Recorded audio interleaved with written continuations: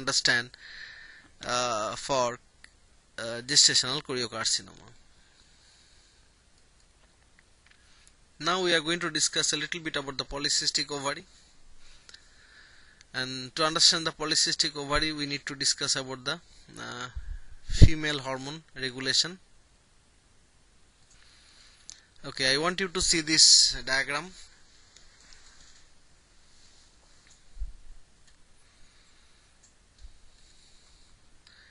This is a structure which I drew here like a oval, which is ovary.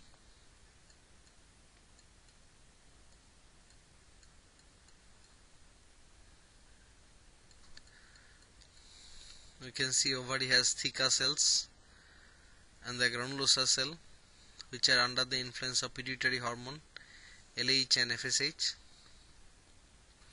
LH stimulates the theca cell to produce androgen. Then granulosa cell process this androgen to produce estrogen with the help of the FSH. So ultimately that estrogen plays a very important role in the formation and the proliferation of the endometrium. So this is a short view of how these ovarian hormones are activated, and how this cycle is maintained. And remember one thing, once the estrogen level goes very high, it will negatively giving a feedback to the pituitary to stop the secretion of these two hormones. So estrogen, if it is too high, then LH and FSH levels should go down. So keep this thing in the mind.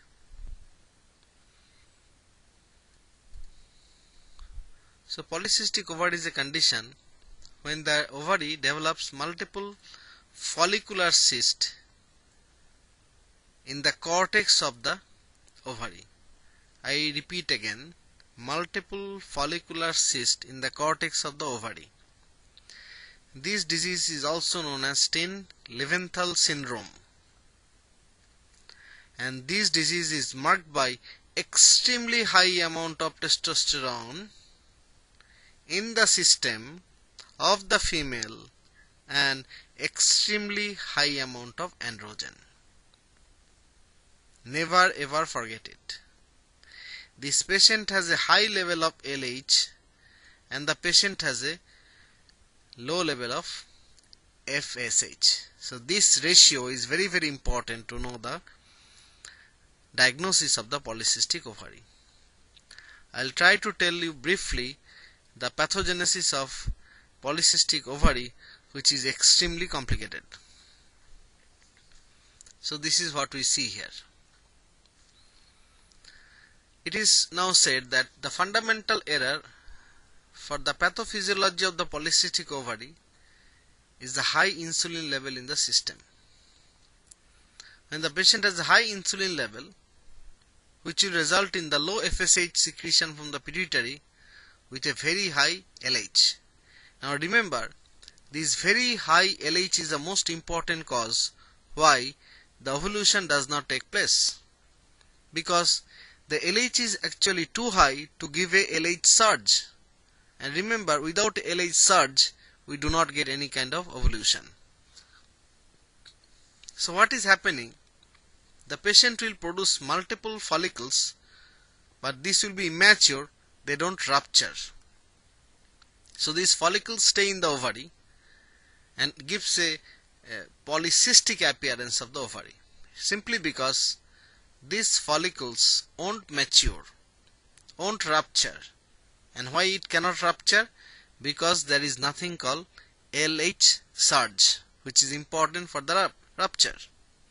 So ultimately what will happen? The ovary contains huge number of cysts, which are nothing but the follicles, which are partially matured. So naturally there is no ovulation. As a result of this thing, patient has a oligomenorrhea, less bleeding, which will lead to the infertility. As the patient has low FSH and high LH, the patient would produce a high LH, will cause a excess amount of ovarian androgen. If you probably remember the picture I showed you, because LH directly stimulates the theca cells, and when the LH secretes the theca cell, they produce a androgen, and that will produce a hirsutism of the patient. So patient has a feature almost like a male. Now this excess amount of androgen will cause obesity. So patient would be fat in appearance. This obesity means you get a fat cell. As a result of this thing, there is excessive peripheral conversion of estrogen. So this estrogen means the patient has a high estrogen level in the system. And can we recall, if the high estrogen are present in the system, what are the problem we get with the female? Two things: endometrial hyperplasia and endometrial carcinoma. Interesting thing is that this high estrogen will try to reduce the FSH level, but they won't be able to reduce the LH level. This is still, we do not know what is the cause of this peculiar behavior. So this is what is the pathophysiology of the polycystic ovary.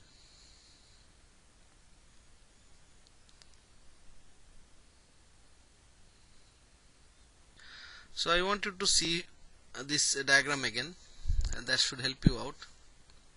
So what is happening? The patient has a high level of LH.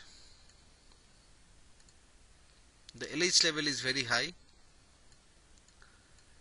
which may be due to the high insulin level. So theca cells are activated, which means the patient is producing a high amount of androgen.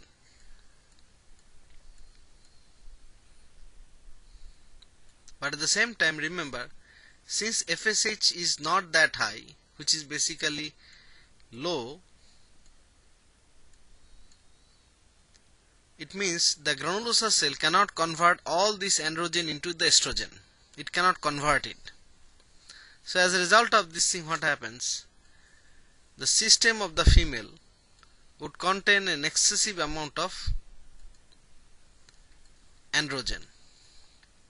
And so this particular female should have a feature of a male person, or develop a feature, secondary sexual characteristics of a male. I hope that you get that. Now because of this androgen, as I said previously, you get obesity. And I told you earlier, obese fat cells, they are almost like endocrine cells. So this androgen will be converted to the estrogen. This androgen will be converted to the estrogen, and who will convert it? This conversion is by the fat tissue. So this is androgen again, you can see that, which is going to the fat tissue, and this fat tissue is converting it to the estrogen. And this patient also should have a high level of estrogen.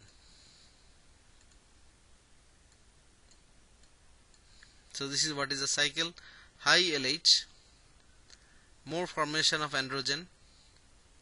This androgen will be converted to the estrogen with the adipose tissue, and because the patient has high estrogen, this patient has more chance of endometrial hyperplasia and endometrial carcinoma. And this estrogen will try to reduce the FSH level, and if the FSH levels are not adequate, the follicles won't mature. So this will produce some cyst in the ovary, which is known as polycystic ovary.